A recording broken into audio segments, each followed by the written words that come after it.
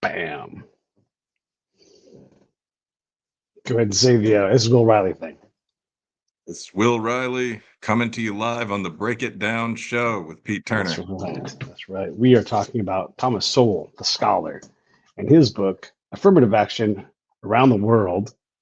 It's an empirical study.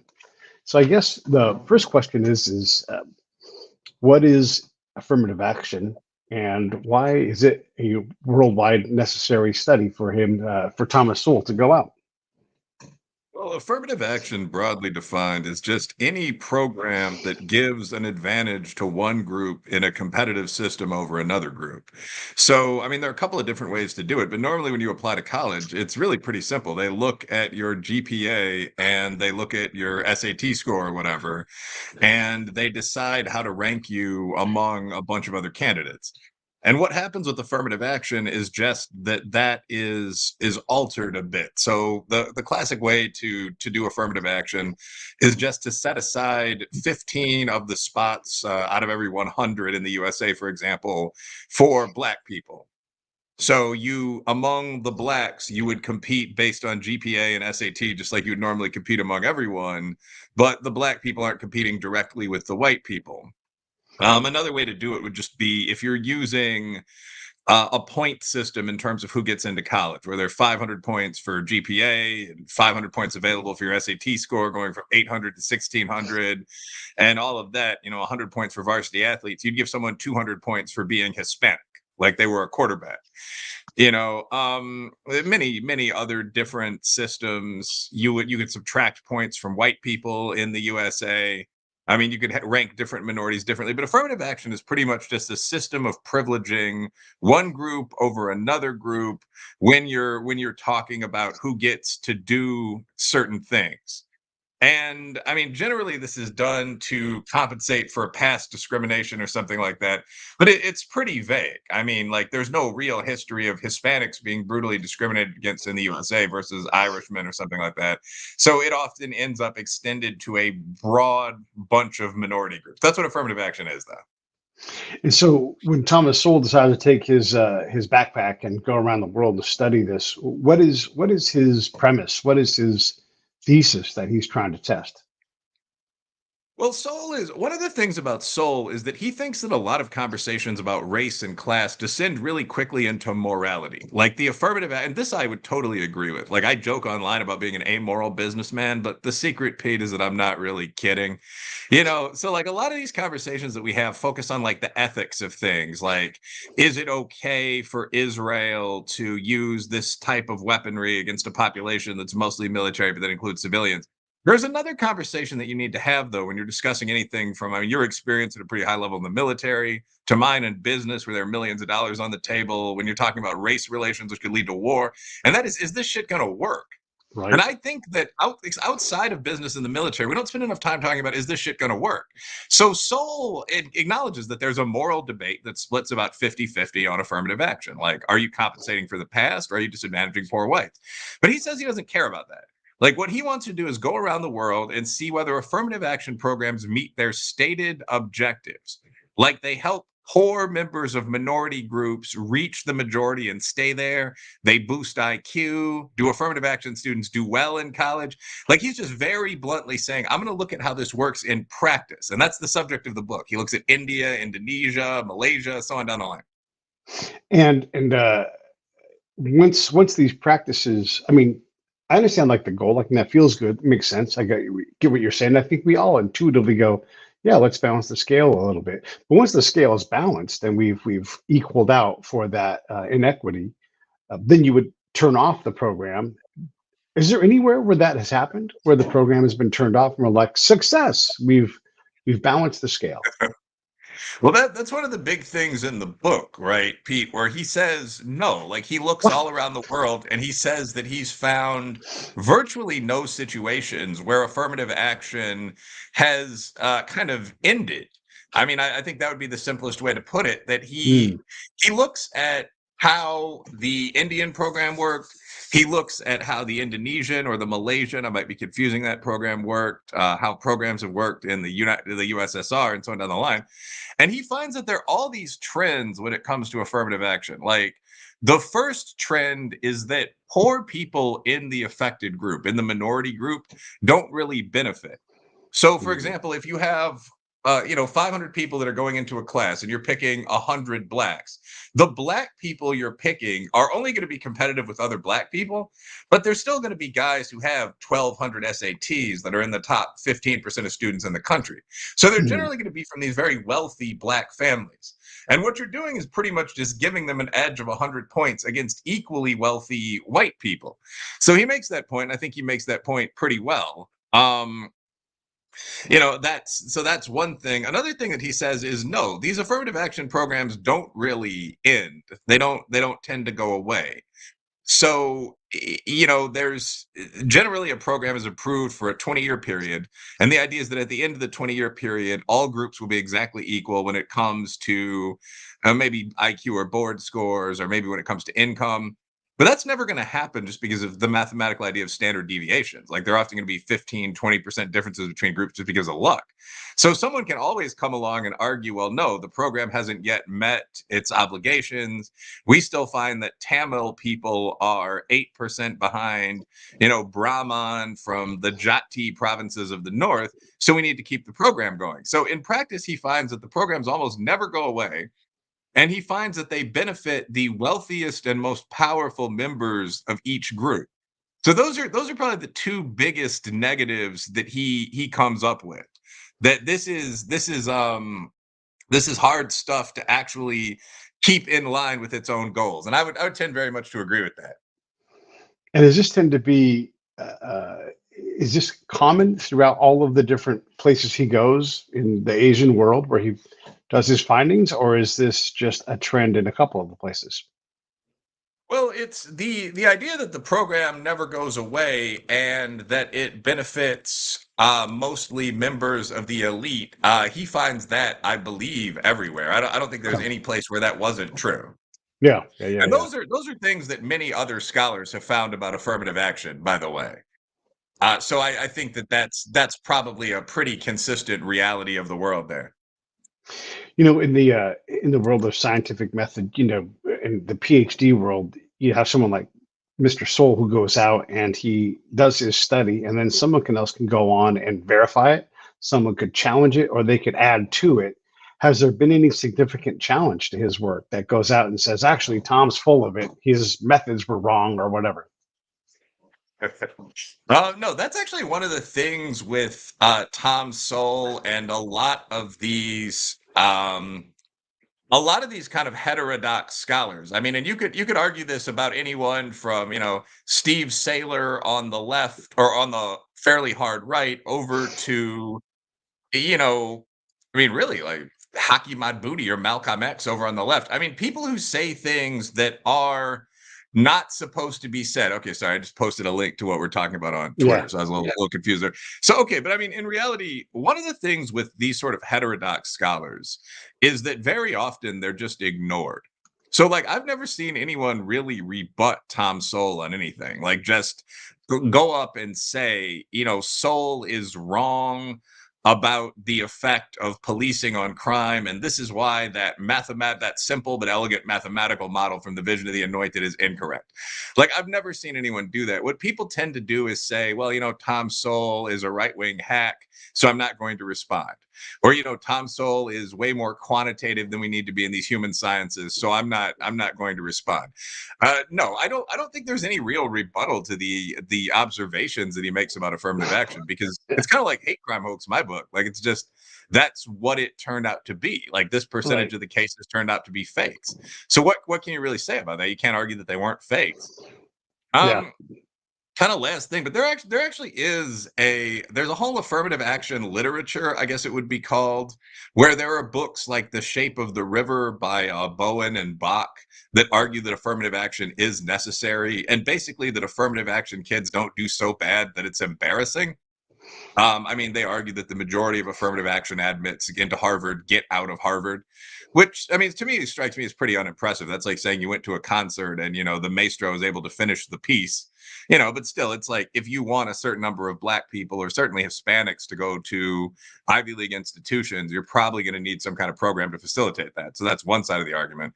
And the other side of the argument is what's called the mismatch argument. I mean, that's a very famous book by two guys named Sander and Taylor that came out in, I think, 2013, where they look at how students that are admitted based on affirmative action policies do at these colleges.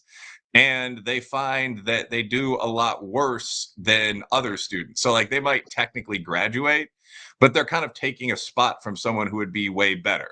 Mm. So they are not likely to finish near the top of their class. They're likely to shift into these kind of BS majors like Black studies. So there's a whole dialogue about this. But the basic idea that most Black students at an Ivy or a Big Ten college, or again, Hispanic students, are like 180 SAT points out of place, and that affects where they perform. I don't really think anyone disputes that. I don't really see how you could dispute that. That's like saying women are better verbally and men are better mathematically. That's what all the data says. So it's Yeah. not like people rebut Sowell. It's not even like people rebut, Sailor or the Afrocentrists. It's just they don't talk about them. Mm, mm. One of the things that seems to be reasonable is that if you go through high school and you're coming from I don't know, a challenging social situation, maybe a broken home or whatever, and the affirmative action thing does get you in the door. It gets you into Harvard. Maybe you're not prepared academically, but maybe you have the brain power. Maybe you didn't have the desire to study for an SAT, but it's in there, and it just has to be unlocked. And you need a mentor to get you over the top, and you can do well. Is there still an argument for this thing working? And it just takes time. Like you're an idiot. You're 18 years old.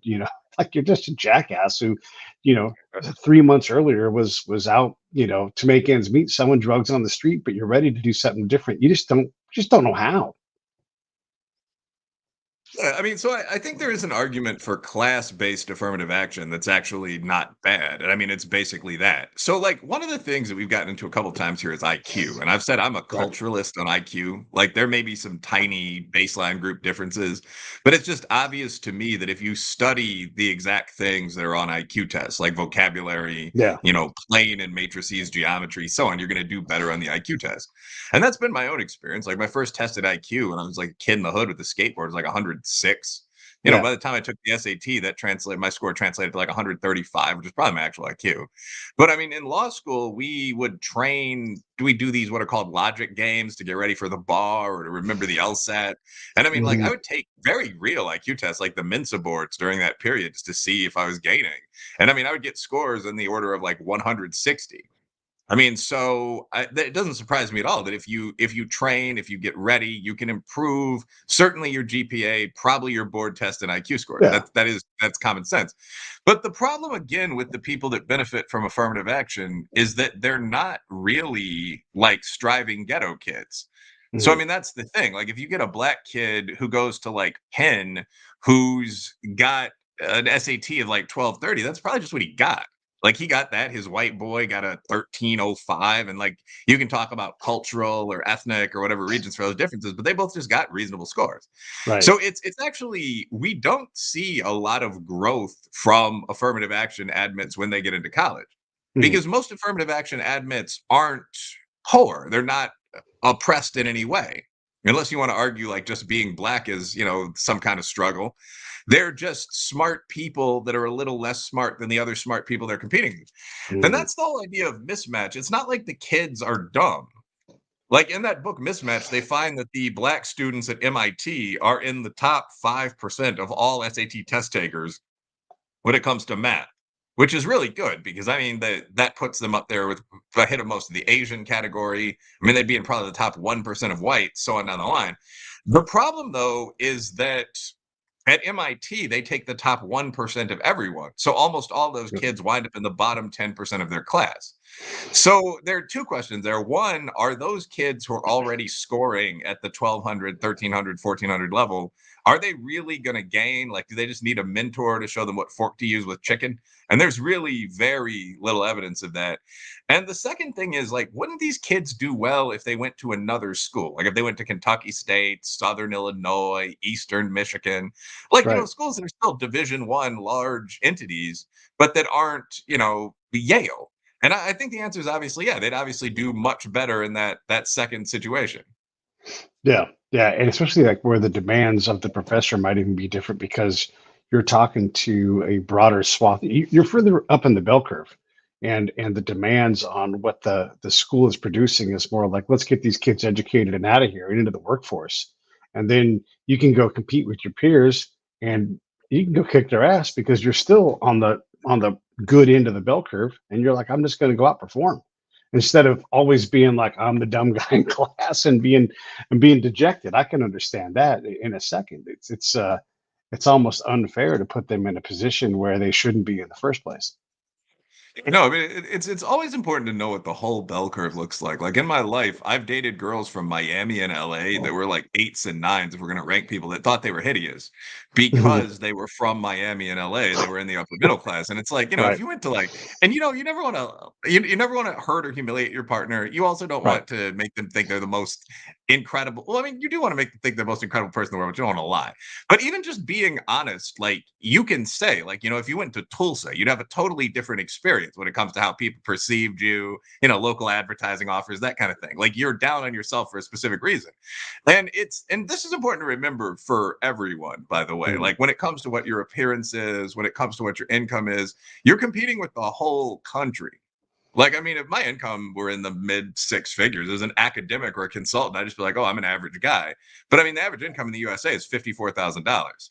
So you've got to keep that in mind. And I guess the point that I'm making here is yes, if you go to Brown for one of the humanities or, Caltech or Yale for something STEM, yes, every class is going to be taught at a pace that reflects the assumption that the people in that class are going to be in the top 1% of human beings. So if you're in the second percentile of human beings, you are going to be stereotyped as the stupid kid and unfortunately the stupid black kid in that class. So that's one of the things with all of this. Like American test scores actually aren't bad. Like we keep asking, what are the schools doing? Because they used to be even better in the 1950s when only like 20% of kids went past sophomore year. But I Right. mean, if you look at like our black SAT, which is like 950, Hispanics like 960, even oppressed Native Americans like 930, whites almost 1100, Asians 1200. I mean, all of those in terms of what you call the PISA boards or the IQ translation techniques that we use would put every American group pretty well up there in the world. I mean, like, Yeah. IQ 92 at the low end. There's nothing really wrong with this. It's just that you still have to take the differences into account when you're comparing people from those four or five different groups that come in with different scores. I mean, like if you have a Yeah. college where the average native guy has a 900, the average black or Spanish guy has a 960, the average white guy has a 1070, and the average Asian guy has a 1210, you're getting three or four completely different cadres of students there. Yeah. Yeah. So the question is that any good? Or should you take the bottom three or four of those groups and send them to different colleges? And I tend to support that. That makes a lot of sense to me. You know, so my master's degree is from University of Phoenix. I got it while I was in the Army, and people would instantly put me into a certain category. When I got it, it was in the 90s, and it was all in class. And everybody who I had as a professor was an expert in the class that taught me. So when I learned stats, I learned it from a guy named Bentley Erdworm, and he was a statistician. And he's like, I will teach you how to take a guy like me who does stats every day, and you would know what bullshit was and how to put a guy like me to work. When I learned project management for my organizational management, masters, I learned it from a guy who, get this, did project management every single day. I learned marketing from a professional marketer, and so we sat there and we did a lecture method. And what people loved about our program was we learned it from actual people who were doing it, and a lot of my peers were people who were professionally doing these jobs but needed a good degree to advance further, right? So there's a lot of colleges that use an applied method. A lot of state schools do this. And so you might come in with, here in California, UCLA will say, here's your degree, and we'll say marketing. And the big firms are like, that's great, you have theory, but we're going to hire the kid from Fullerton, Cal State, because there they go out and they have better internship programs and they've got the actual skills. And again, this goes to the thing where, yes, you can go get that fantastic UC education, but the ones we hire are 35 miles south and they go to Fullerton. And those are the people we want because they can step in and they got that applied knowledge, and it's almost like the ACT versus the SAT. Yes, you did great on the SAT, but we want the kids that are more rounded. We want the kids that have the A after their B instead of the S, because we want the artisan approach. And there's something to be said for that too, in terms of allowing kids. Whenever I speak, I know you mentor and I mentor as well. Young people, my advice is always quit being in such a rush, go to where the A's are. And even if you don't make a degree or a living in your A getting classes, you will start to sort out who you are. And that sorting to me is more based on the person. And if you like choir and you end up in choir 450, in your choir journey, and you have 60 credits that are in the arts, that's okay. You can still take extra classes and it takes you 6 years to graduate. No one's mad about that. And let's say you do get a business degree, and in your spare time, maybe you sing in the choir. Maybe you become a choir master. Maybe you leave business and you go and you run a choir for your church and you get paid 65 grand a year, above average income for the nation, and you're happier, right? But you didn't need an external force to do that. We have to kind of sometimes just calm down a little bit and be in less of a hurry and be our own guide in some ways, if we're possible of doing that for ourselves. Yeah, I mean there's a lot there. I would say definitely first of all, yeah, like in college, you as an individual should pursue what you actually want. I mean, they're all kind of fields like trial law or law school in general that a lot of people feel they should go into. I would Right, imagine that accounting, engineering is also something along right, these lines. And if you don't want to do that, it's important not to do it. Like, because if you're a busy executive but you hate it, you're just going to be miserable every day for right. most of your life. And in all likelihood, you're going to wind up with a wife who wants a busy executive that you don't particularly like, and so on down the line. So, like, a lot of Yeah. people lead what are called lives of quiet desperation. But I think that there's a different thing when we're talking about the like the rankings of colleges and all that. I would agree that in my experience, the professors at mid-level state schools are probably the best professors I've encountered because they tend to be hired on the adjunct or associate track. And so they're people that are actually doing what they're teaching about, if that Mm, makes sense. So, I mean, they're mhm. they're a statistician for the government, or Right, they're a military officer that's coming in once a week to teach strategy, or I mean, right. like Brooks Crenshaw, who we both know, is Yes. applying for adjunct jobs in Kentucky right now in like business, leadership, those sort of fields. Super And smart. obviously, Yeah. I mean, yeah, but I mean, he used to work with the teams and special forces. Now he owns a business. He owns a consulting company. So those are the guys you get. I will tell you, like, it's kind of an academic secret. The reason those guys tend to be lower ranked is that university rankings are based more on research than on teaching. So, like, almost none of those guys, like, I'm sure Brooks will knock out a couple papers, but almost none of them are going to write a book about the discovery of some entirely new type of game theory or like some weird bug that they found, out in the Sinai Desert. That's what gets your university prestige, that and government grants. So Yeah. there's this weird dichotomy for professors between research and teaching, actually, where most people can think of the best teaching professor that they had, and odds are that guy doesn't work at that college anymore. Like, odds are it was like a police captain who was there for 2 Yeah. years. He applied for the tenure track position, he got rejected. So that is interesting. But that's almost a separate conversation from why we rank the Ivy so highly. Like, part of it is academic research, but a lot of it, the other part of ranking is the test scores and GPAs and so on of the kids that you're getting in. So Yes. in the Ivy League, a big part of what you're paying for is the chance to network with future elites. Now, this is I personally think this is just as true at Illinois or Michigan as at the bottom half of the Ivies. Like, I mean, Illinois has something like a $5 billion endowment, and we got that from our alums. So I do think they're a little overrated. But if you actually like go to Harvard and in a real program, or Stanford, really, when you talk about startups, there are going to be people in your class that are going to start Facebook. So how do you become a senior executive at Facebook? I mean, if you look at the first 20, your buddies with, who you sleep with, the guy who started Facebook. I mean, like that's it. So that's Yeah. what you're paying for at Harvard as opposed to SIU. So there are Yeah. different levels. They're like, are the professors really good at Harvard? I mean, some are, but a lot of Yeah. crazy liberals and a lot of your bigger classes, because even though it's a very research heavy school, I mean, an undergrad population's got to be at least 6,000. I mean, a lot of them are going to be taught by like seniors and graduate students. Yeah. So you're Yeah. not necessarily going to get an incredible education. What you're going to do is get a pretty good education surrounded by people that are going to be Supreme Court justices who you can stay in touch with later in life. And there's a lesser but real version of that at certainly at Caltech, but also, like I said, in Michigan and Illinois. But when you get down to a certain level in college, I mean, there's going to probably be a lot less of that. Like your classmates are going to own successful car dealerships. Yeah. You know, even there, though, one last thing, like there was a study done that looked at just their individual income, not their networking connections or anything like that.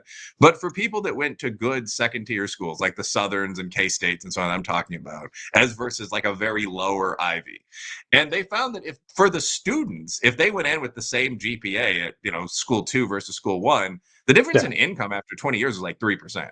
Like, there was very little like, there was a difference in social life. You might be in a national rather than regional elite.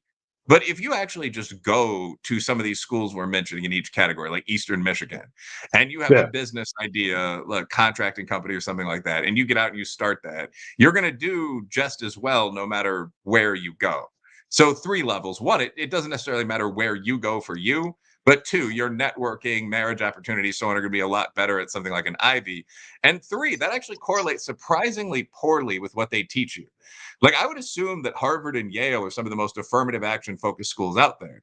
So, like, when you look at the president of Harvard, who's like a bald headed, bisexual, black communist, I mean, like, is that really the best academic in the world? I mean, the odds are virtually 100% that it's not. Yeah. But I mean, that's a lot of who's going to be teaching you over there. Yeah, yeah, that's a great point. One of the things too with this, the affirmative action thing, bringing us back to the book is, and I'm gonna bring up a name that drives people crazy, and he's another one of these guys that folks just they can't handle it. But Charles Murray, when he was Mhm. writing about social programs, he developed Murray's law, and affirmative action seems to fall perfectly into this. And in general, that's why Murray's law makes sense. But like the law of imperfect selection, the law of unintended rewards and the law of net harm. And affirmative action seems to check all of these boxes where you'll end up rewarding the wrong group. You'll end up rewarding this negative retardation of success for the group that you're trying to help. All these things, affirmative action, according to Sowell, like they check all of Murray's laws of things that you don't want to do. And yet here we are still talking about it, still putting it forward. Is there a way to like get this message through and then to maybe improve a program like this or make it have a shelf life so it goes away and then you're just like that just didn't work, we try again? Yeah, I mean, so affirmative action. First of all, what exactly is Murray's law for those that don't know? Like, I know what it is, but I don't know the exact like quote of the.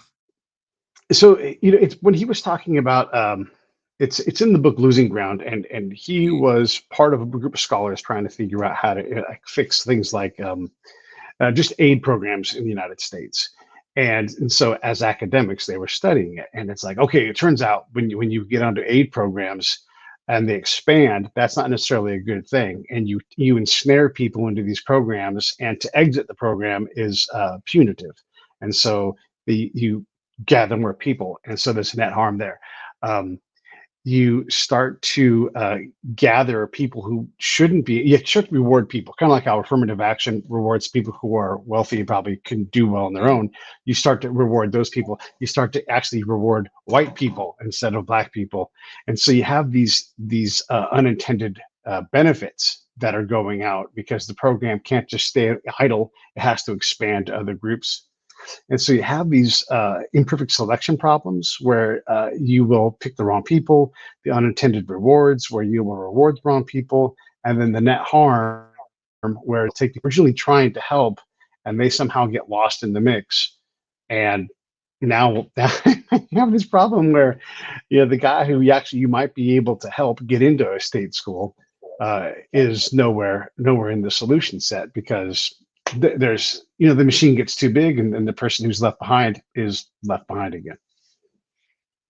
Yeah, I mean, so I just looked this up and it's like Murray's Law is the negative externalities of reward, which is like one of those great nerdy phrases. Yeah. Do I think affirmative action? Yeah, so affirmative action is a good illustration, shout to Charles, of Murray's Law, which is the idea. This again gets into what you could call Sowell's Law, I think, actually, which is that the logical down road implications of something are much more important than its moral intentions. Hmm. Actually talked about this with a group of young leaders the other day where I said, like, I don't take it all that seriously, but I try to be good. But it's more important to be logical because logic predicts, again, down road what things Hmm. can possibly happen to your people, to your business, to the group you have a responsibility for. So when I make decisions, I hadn't really thought about it like this, but I look through all the options that I consider morally good and try to pick the best of those. And if there are no morally good options, I don't pick a morally good option that wouldn't work. I pick the best of the logical options. And it's very important to be able to do that. Like it's good to be a nice guy and all that, but like in the Israel situation right now, where I mean they're being accused of bombing a hospital today, and I mean we both know there's like a 50% chance they did it, you know. Yeah. But the reason that they did, if they did, is that Hamas has a long history of locating its bunkers with its most deadly weapons, its very senior leaders, so on, under a hospital. So if you know if you let Hamas's senior leadership team live, they're going to kill what would conventional generous a nice estimate be 20,000 people in a year, 10,000, something Right. like that. So if Yeah. you've got to kill 400 people to take them out, you're probably going to do it. I mean, you're going to go confess the next day or the Jewish equivalent. You're going to feel terrible. But the idea that you're not going to do that because it's not one of the initial moral preferred options is asinine. If you Right. choose not to make that choice, what you're actually doing is condemning the 10,000 people. And this sort of logic comes up over and over and over again. So what Soul says is that it doesn't really make any difference what the intended goals of a program are. Like, of course, the goal of welfare was to feed Black and poor white Americans.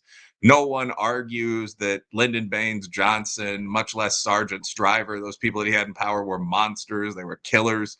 Um, some of them are probably killers if you read any of the serious books about the CIA or Kennedy, but that's beside the point. But I mean, the idea is that's almost irrelevant. The question is like, what's logically going to happen with that program? Like, if you pay people not to work, are there going to be more people not working? Which is the one thing you can't have as a society. And Yeah. this wasn't really as discussed as much as was this theoretical ethical debate of how can we not? We have people living in our streets. And, again, there are many solutions to that problem then and now. You can enforce the vagrancy laws and throw the people living in the streets in jail. You can do a civilian conservation corps approach where certainly adult fighting men have to work in order to eat. That's a famous phrase for a reason. We chose to do something else because we thought it good, but we didn't spend enough time paying attention to the logic. The logic, Mm. Pete. But so like in terms of affirmative action, could it be fixed? Yeah, probably. I mean, a lot of the stuff in higher education would actually be really easy to fix. All you'd have to do with affirmative action is link it to class rather than race. Mm. And that would immediately shut up white protest because 40% of the people admitted every year would be poor whites. It would actually benefit those that have suffered in life. And it wouldn't be very difficult to do. I mean, you could just look up the disadvantaged status of certain housing tracts.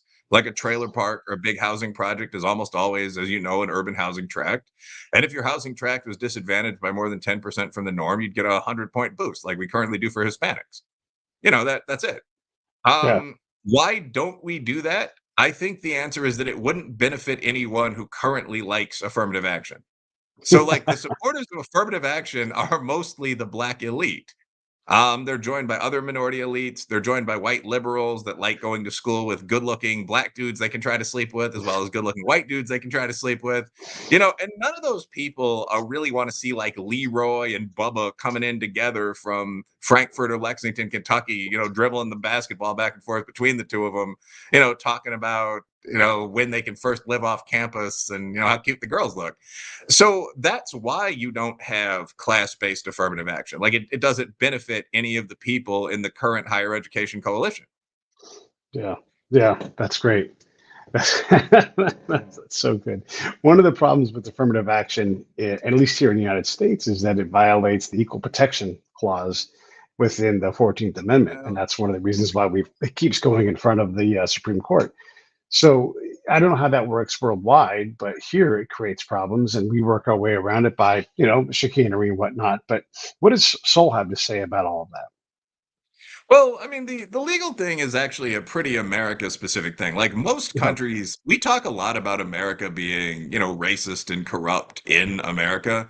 But in most countries, the whole idea that there is a law that prohibits racial discrimination, they certainly don't approve of it, but there's not really usually anything that formal. Also, by the way, the courts have found that affirmative action does not violate the 14th Amendment EPC using some innovative jurisprudence. So, the 14th Amendment of the United States Constitution, along with the first Titles 1 through 9 of the U.S. Civil Rights Act, says something that seems really clear, which is that there can't be discrimination on the basis of race, previous condition of servitude, color, nationality, i.e., being an Irishman or Italian, ethnicity, being Hispanic instead of black, sex, religion. I believe that's pretty much it. But the actual way the law has been interpreted is that you can't violate 14A EPC unless there's what's called a strict scrutiny override that applies, i.e., unless something is critically important to achieving an essential state interest. I might be screwing up the language a little bit. And what they found with affirmative action is that diversity is critically important for achieving an important state interest. So there are actually a bunch of cases that uphold affirmative action. And the courts are going to go back and forth on this, but anyway, I think that is mostly an American thing, just because the same legal protections don't exist in the large majority of the world. The same backlashing, of course, exists almost everywhere you've had affirmative action, where groups that are disadvantaged dislike it and groups that are advantaged like it. I don't think there's any debate about that. Yeah. Yeah.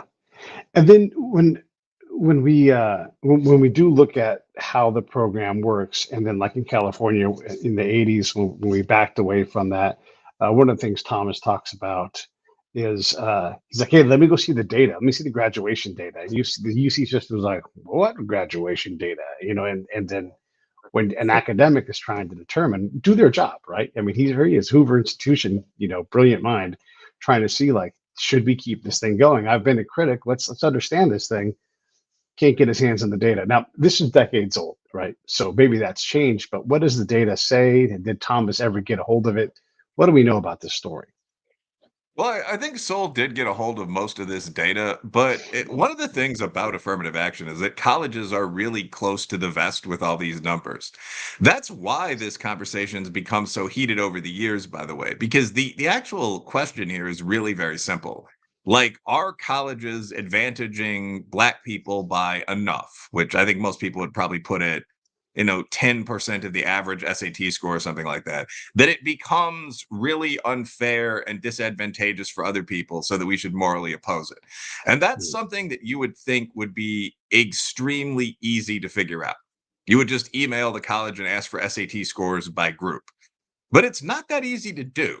Colleges will often refuse to release that information. All private colleges will. And as a result of the pressure to be diverse on the one hand and the very large differences in test scores between different groups on the other hand, colleges have adopted these intentionally opaque admission systems where like the rubric used, we would call it for student admissions would be something like 5 boxes. I've seen this one with just words drawn in them like community service and support, academics, athletics, and so on down the line. And the admissions office using, I'm sure they calculate scores on another piece of paper that they then throw away. It wouldn't be that hard. But the admissions office will then use these very broad, vague rubrics to achieve diversity. And so colleges will literally argue that it's a coincidence that every year their population is 60% white, 13% black, 17% Hispanic, 9% Asian, like exactly what's required by law. They don't admit it at all, and they won't give you the data. Right. So a lot of what we know in this situation has come from either data leaks, like student reporters once literally obtained the mean and median LSAT scores for all the different groups at Georgetown Law School, and it Hmm. became a major national story because it turned out that the LSATs for the Black people that were admitted, if I recall correctly, were lower than those for the whites that were rejected. So sometimes you'll see this, and I'm sure that's true across the board. Like I'm sure that's true pretty much annually with MCAT scores. But that's one way to do it. Another way to do it is when a court case comes out, you can look at or you can request the trial transcript, because obviously then the colleges would have to say what the scores are for members of each group and so on down the line. So colleges are very reluctant to provide this data, and when they do, they complicate it as much as possible. And one thing there is that if you're going to have affirmative action, it would actually be better just to have affirmative action.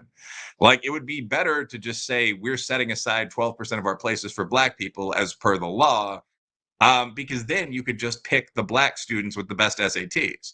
And they'd still be 120 or whatever the gap is points behind white students. But at Harvard, that would mean they had like 1400s. Like, there wouldn't be anything particularly wrong with that.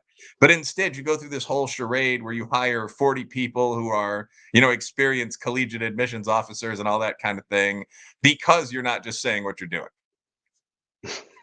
Yeah, yeah, and It's kind of go up. you get more administrative bloat in the system as well too. Does any of this matter when we have? I mean, the size of the student populations have just erupted. It used to be that 30,000 was like, this is unmanageable. Our campus can't even support it. There's not enough water and Coca-Cola on this campus for more than 30,000. And now 30,000 is like, oh, you're an adorable little school, backwater. But so there are so many people graduating from school. Is there not room enough for everybody to do whatever they want? And there's even more community colleges. Community colleges are turning into 4U universities. It seems like there's enough chairs for everybody. Well, I think that there are a couple things there. Like, this is one point that people who are pro affirmative action make. Like, Rod Graham makes this point actually quite intelligently, as much as I spar with him online about other things. The idea is like, okay, you have maybe 100 really selective colleges in the USA. Like, most colleges let in more than 50% of their students. So what's the problem? Yeah, Who cares if there's a 150-point boost for Black people at some bespoke school like Oberlin that no one goes to? right. I think that there are three problems. The Okay. first one is just that those schools like Harvard, Yale, I mean, you'd have to put Michigan in there too, and they do have 60,000 students. The technical institutes, West Point, those are the schools that most people in the country want to go to. So if 55% of the student body at every one of these schools is made up of either affirmative action admits, because the country's 40% minority, or legacies, the ordinary kid, like the guy who's a smart white dude who goes to school in Dearborn, Michigan, is probably not going. I don't know how many white guys still go to school in Dearborn, Michigan, but like, he's probably not going to get into any of those places. And that's why you see these crazy articles where it's like the Asian guy or the blonde guy who applied to 19 schools and was rejected by all of them. Like, they'll just start at the top, like Yale, Harvard, Georgia Tech, Texas, Mm, USC, all said no. And again, there's some giant schools on that list. So I think that's the problem one. But the other issue is what Sandra and Taylor call the mismatch effect, where if the top 100 schools, including plenty of schools that have 60,000 students, take all of the best Black students in the country, that means that the other schools that would normally have accepted 50% of their Black applicants as well as 55% of their white applicants are confronted with Black and Hispanic applicants that they would never normally accept. And so you have the same mismatch problem, the same gap problem now at those schools. The ideal for the system would just be that the best Black students would go to the best schools they would get into. So by the time you got down to like Texas Tech, you'd have a bunch of Black guys, more than 10%, and they would be as well qualified as anybody else, and they'd graduate as whatever, Aggies. Well, that's A&M, techies, whatever. But I mean, that's not what you have, because the best Black students with the 1400 SATs have been plucked off by Harvard. So when you get down to Texas Tech, you're now taking guys that have 1080 SATs to go into this technical school with this ROTC tradition where the average score is probably around 1300. So it just becomes a problem all the way down the ladder. And mm, all the way down the ladder, the minority students are seen as a little dumber, a little less prepared. So that I guess is one major issue with it. Like, sure, you have plenty of seats, but you'd probably want the best people to fill them. right. Right. And the community college part of this thing, we have probably undervalued the access. Like, I talk about California, anybody can go to community college. It's basically free for everybody. And then if you complete the program, you do the path, might take you more than 2 years, might not, depends on your academic background.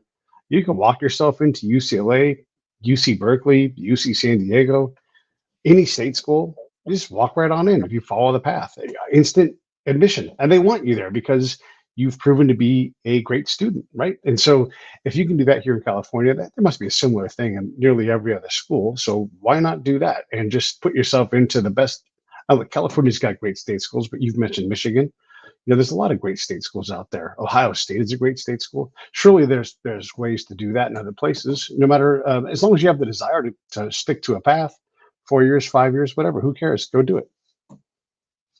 I mean, so it's not that difficult to go to college. Like, I'm certainly not arguing. I mean, like, one of the things that irritates me about being online is like all the alt-right garbage you get on Yeah, yeah, Twitter yeah, and yeah. even Facebook, like where people are like, no, black people aren't oppressed. And I'm like, okay, I guess so. White people are oppressed. And it's like, nah, not really. Yeah, Like, I yeah, mean, yeah, like if you look at how proportional representation works, you guys yeah. still get 60% of the slots. So I'm not saying you can't go to college if you're a white man or something. Right, right. Most of the legacies are white men. I mean, most of the people who really are knocking out the best verbal plus math scores are white men. Yeah, Good yeah, yeah, job, white yeah. guys. So no one's saying that, but I guess the point is that you're saying that if you do this incredibly kind of tricky stuff, like, so for example, the idea would be you join the army for 4 years actually, and then Sure. it's probably going to be free to go to any college. So you fight for 4 years, and if you live, then you go to a Yeah, community college for 2 years, and then you go to Stanford on a transfer in California. I think you mentioned it's called the Path or the Pass. yeah, yeah, Yes, you can do that. There's just a difference in difficulty that irritates people. Like, it's not very hard to be an American in general. But like one yeah. of my boys was a cop, still is a cop actually. But he tells a story that I've heard a lot of cops and one comedian tell. But I mean, I assume they're all telling the truth given context. But like, so he took the police exam and was told, okay, it's going to be like a 2 year wait because we have so many applicants. This is in the Chicago inner suburbs, real like working Hmm. class, like Italian American, Latin, Irish kind of country. And so he finally gets the call 2 years later. He's like working as a security guard. He goes in and like he made it. But he is talking to everyone and was like, "Man, this union process is a pain in the ass. Like, when did you take the test?" And it's like Italian guy like 3 years ago, black guy like year and a half ago, Irish guy like 2 years ago. And then there was a Hispanic woman in front of them, and they asked her, "When did you take the test?" And she was like 4 weeks ago. So I mean, it's like there's a Yeah, difference in that process of when how easy it's going to be. sure, So sure. I do think most people, when you notice like black guy or certainly Hispanic guy with 1500 SAT, just like really good average, above average Yeah, board yeah, scores, yeah, yeah, is going to Harvard. yeah. Like white guy with that same stuff, unless he's a quarterback, is going to a great school, but it's going to be like Tulane. Right. So that I think is the dispute. Like, who gets to become a member of the upper elite? Does it Mm, matter that much if you're a mayor instead of a governor? I mean, probably not. But the whole point of status seeking competition is that people want to seek status right, and they want to win. right, right. Yeah. Yeah. One of the things that Soul covers, and I don't know how applicable it is here, but he talks about the affirmative action taking diversity away, and particularly Chinese and Malaysia, I believe is the example he uses, where affirmative action is so punitive. The Chinese are like, so much for this place, I'm leaving, and they take off and they go somewhere else. I don't know if that applies here in America, and I don't know if my example is the correct one, but he talks about how like, hey, we're just going to take our block of people and we'll just go elsewhere and go try somewhere else because affirmative action is actually not helping us. So can you talk a little bit about that and how that impacts a society? Yeah, I mean, I would wonder how often this really happens. I mean, like Malaysia's still like 30 odd percent Chinese today. I Mm, mean, they make up a mhm. lot of the leadership team. A lot of social commentators actually, for some weird reason, like Ian Miles Chong is Malaysian. Like five of the top most prominent people on Twitter are Malaysian, which is interesting and weird. But I mean, so I don't know how many Chinese people actually do that. But yeah, affirmative action, and I certainly don't know how many whites or blacks are like leaving America because we sometimes fight. Like I hear these clowns talk about it every election. They're all still here arguing with each other. Yeah. But in practice, obviously, like affirmative action is a disincentive. So, like one of the things you see on the right now is this idea of just like to hell with it, drop out of the system. Like you've got MGTOW, men going their own way, and this is guys saying, not entirely incorrectly, like a lot of young women are bluntly sluts. I mean, to use the old term, like very promiscuous. They're doing their own thing. You know, I'm not sure I entirely agree with that, but you see the argument from these guys. Marriage is 50% into divorces right now. The job market is going to hell because after NAFTA, we shipped a lot of our blue collar jobs overseas. Now, none of this again means it's especially difficult to be here. You manage a retail store, make $70,000 a year, but the argument is not an irrational one. And it's the same thing with affirmative. Oh, but why am I talking about this? Because part of that is the idea that going to college and being yelled at by communists for 4 years and winding Mm, up in a second tier college because of legacy programs and affirmative action, and they acknowledge both. Like that's not as appealing as it would otherwise be. It's a 20%, let's say, drag on the system. So a lot of people are saying, well, to hell with this. I'm going to get my master's license in one of the trades, like electrical. I'm going to become a plumber. I'm even going to do yeah, something like become an accountant, which you can do in some states with a 2 year degree. And I'm not going to do this at all. I'm not going to subject myself to an English course at a Big Ten or a Patriot League institution. And you understand that. And I'm sure these guys will be fine accountants and electricians. But at some level, you have to understand that's not optimal. Like right. you want the people that are going to your top 200 universities to become dentists or whatever, to be the best people that are interested in becoming dentists, because those people are going to be digging around in your mouth with a sharp knife at some point. So that I think is the real downside of affirmative action. That like diversity may be important. I don't really think it is at all when I look at Japanese or Swiss business, but whether or not it is, it's not as important as having the people that are doing essential jobs be the best people at those essential jobs. And so I think the problem with affirmative action more than anything else is that it distracts away from having the best people in those essential jobs. And there's Mm. really no way to get around that I see. There's also there's the distraction of looking for the people to satisfy that need, and there's also the distraction of the people who combat that need. You know, the anti discrimination lawsuits that come, just the noise that comes with all of that. That has to be expensive. I mean, getting yourself dragged into court. I mean, your insurance company's probably going to take that on for you, but still, it's just it's a very expensive thing having to go up through appellate courts and find yourself in the Supreme Court. That can't be good for business. Well, I mean, I don't know about that at some level. Like, obviously, one of the negatives of affirmative action is that it causes tension among every excluded group. So you do wind Hmm. up with lawsuits and you wind up with brawls on the campus and so on. When it comes to whether colleges can handle these costs, I would say yeah, because another thing that we forget about these colleges is that they have rollover endowments that have been in place for hundreds of years. So a lot of them are more like hedge funds with buildings attached than Mm, anything that we've traditionally thought of when we think about a school. I mean, Harvard's endowment, I mean, I mentioned Illinois just as yeah, a good upper mid-level school is 5 billion. Harvard's is, let's actually look up what it is. yeah. They brag about how big it is. I think it is last time I looked, it was like 71 billion or something, you know, and it kind of depends on what Yeah. site you look at. I'm looking, talking while you're looking it up, but it is in excess of 65 billion the last time I looked. So I'm not sure what source Yeah. you'll find. Well, it's down a bit with the downturn in the market. It's only 50.9 billion. Oh no, whatever will they do?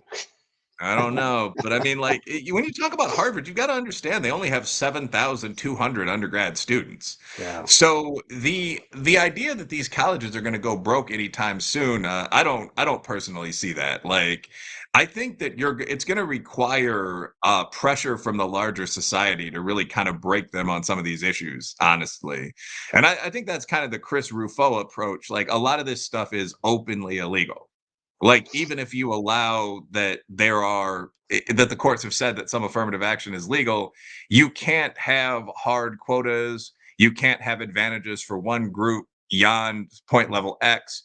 You can't discriminate against only one group rather than going for proportional representation, which is why fair admissions was brought by Asians.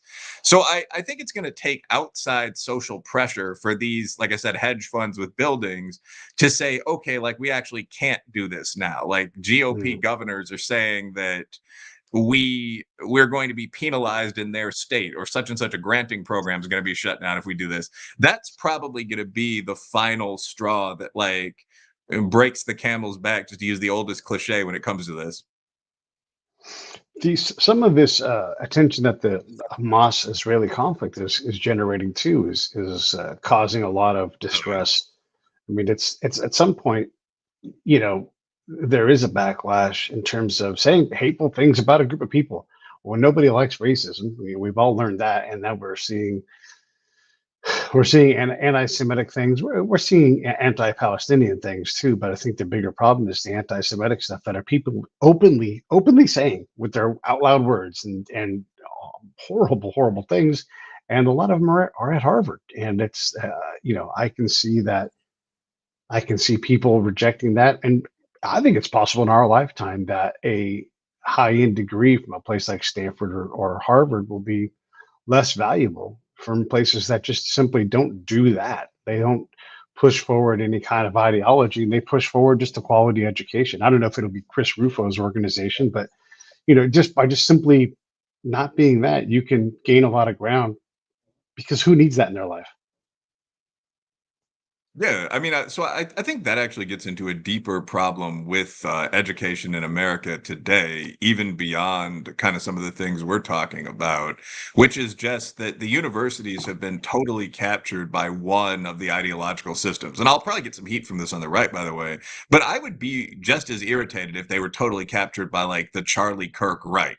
Like, Agreed. I mean, if history classes did nothing but teach about Native American Indian atrocities and so on down the line, the glories of ancient Rome. Like, I mean, there's a lot that we've learned since that 1930s, 1940s era when that was pretty common. So I don't Mhm. think this is just one political side's problem.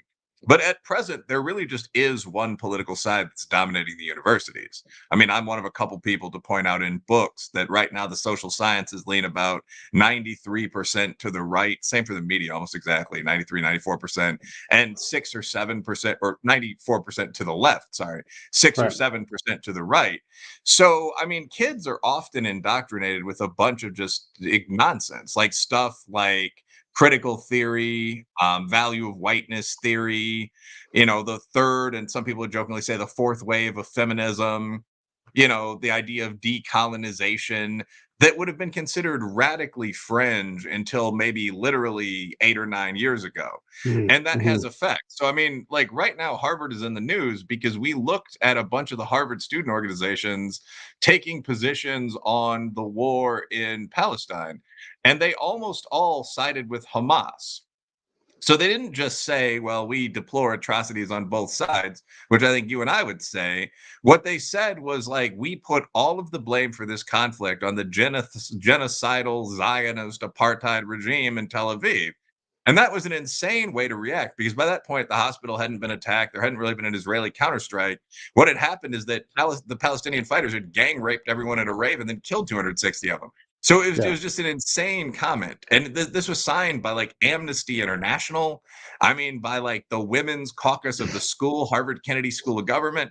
So I think a lot of people, for the first time, that aren't active in kind of right or centrist media, really saw this and said, okay, these people in the colleges are going crazy. Like they really believe this. They're having Yeah. pro Hamas marches on campus. Like, do we want these people to come out and work for our law firm, which is called like Goldman and Weinstein? So I think that's a useful reminder of what's going on. But it's Yeah. been like this in higher ed for a while. I mean, have you ever read Dinesh D'Souza's book Illiberal Education? No, I haven't. No. Well, Yeah. No, I this is haven't. before Big Dinesh became kind of a more partisan guy, and he started making movies about like defunding the FBI and shit. But I Yeah. mean, like it's just a book about the start of all this, like the Pomo stuff in academia that came out of the English departments. Like there's that great scene where he's talking about walking along the Stanford Quad, and there are all these people in like weirdo fake third world gear chanting "Hey, hey, ho, ho, Western culture's got to go," and like Jesse Jackson was there. I mean, like this entire circus-like atmosphere on the campus has been there for a really long time. And yeah, if you're a mainstream patriotic citizen, like it is really damaging. Like we've both been hiring executives, and like you see, these are the people that are in your pool. Like you're hiring salesmen, and guys will come in with like Che Guevara shirts on trading No floor. Like it's thanks. the sales floor Yeah. in that case. But yeah, it's just the weirdest stuff in the world. It's Yeah. literally like seeing a guy with Mussolini on his shirt. Like it's just this ideology has gone so far that people aren't just saying, "Well, I support Fanon or something like the Yeah. Foucault." They're actually supporting the terrorists that at a second level were inspired by those guys. Crowds on the campus have been chanting "Ho Ho Ho Chi Minh" since Vietnam, and that's very problematic. That's very bizarre. Yeah.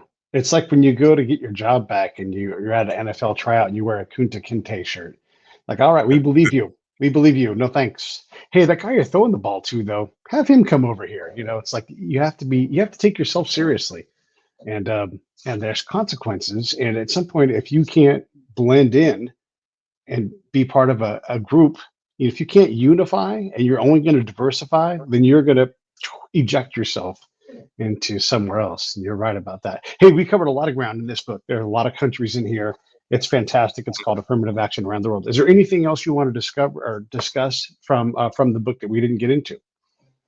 No, I would just make the point that we've both made a couple times, which is that when you're looking at real life problems as an actual leader, logical analysis is more important than moral analysis. Moral analysis is maybe a cutoff to the few things you wouldn't do. Mhm. Like no matter what it entails, I'm not going to bomb an active disease research facility in Gaza or something like that. That's a moral Mhm. decision, although I think it would also be a logical one. But within the realm of the 90% of analytical points that are reasonably moral, like all of your decisions should actually be guided by logic. So Sowell's point in this book is that the question about affirmative action programs, which you can argue are good or bad, isn't really are they good or bad? It's do they work? Do they work? Like before you can implement them and debate morality, you have to first decide, is this something we can logically do? That's the Yeah. more important point of the analysis. And what he says is, well, they benefit minority groups to some extent, but they don't benefit disadvantaged people and they don't ever go away. So I disapprove of them. And I think that's a pretty good summary of the problems, at least with affirmative action in general, from the big guy there. Yeah. Well, this goes back to the vision of the anointed, where they think they have these systematic steps, and I've seen this applied when we go abroad to create stability, and our mere presence creates instability as a nation. And so you try to apply these things where, and I promise we're going to do this. We're going to go to Ukraine and we're going to teach Ukrainian farmers how to farm.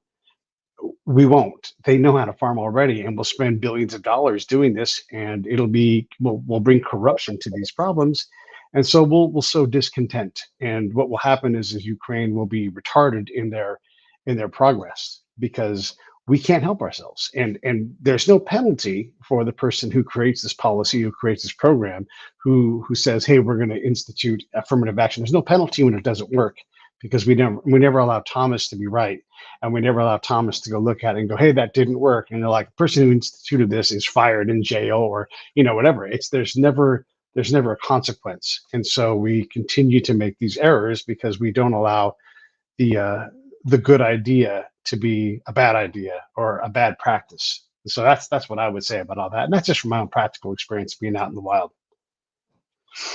Yeah, no, I mean, Anything? I think Yeah, that's go ahead. pretty much just very brief comment. And Brad actually has kind of a cynical take here where he says, "Isn't that why governments keep doing this? I mean, these are the perfect solutions. If you run a bureaucratic agency, nothing ever gets fixed. You just have to try harder, increase the budget." Yeah, I don't think that's accidental in many cases.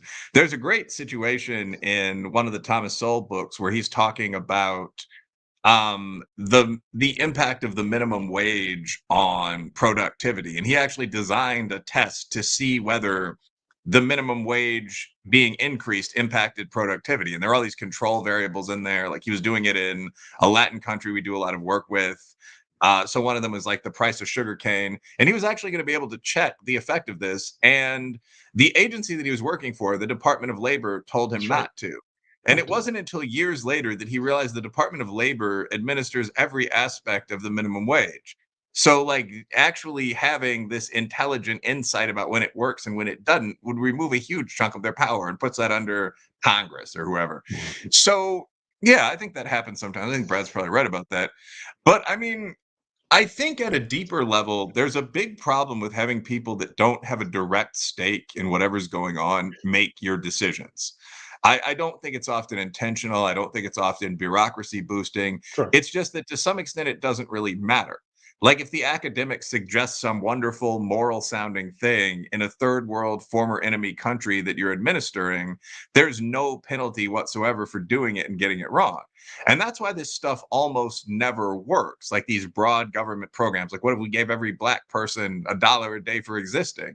They're not competitive in the same way that programs that have to make someone money are. And that should always be remembered. Yeah, yeah. All right, let me run these credits. Thanks everybody for watching. What book are we going to do next? Which one? What's the next book going to be? I hadn't really thought about one as of right now. We've gone through a lot of the top. Let me get back to you in like a day or Okay. so. All right, we'll Yeah, post that on Twitter for everybody or X who's sounds watching. good. And thanks everybody for watching. Hey, thanks for watching the show. I really appreciate it. Right here, you can subscribe. Please do that. It makes the show grow. Hit that notification bell so you know which incredible guest is coming up next. Down below is the PayPal link. You can put a small subscription in. That is an enormous help. All that money goes right back into the show. And then right up over here are the next episodes you should listen to, curated by yours truly. Thank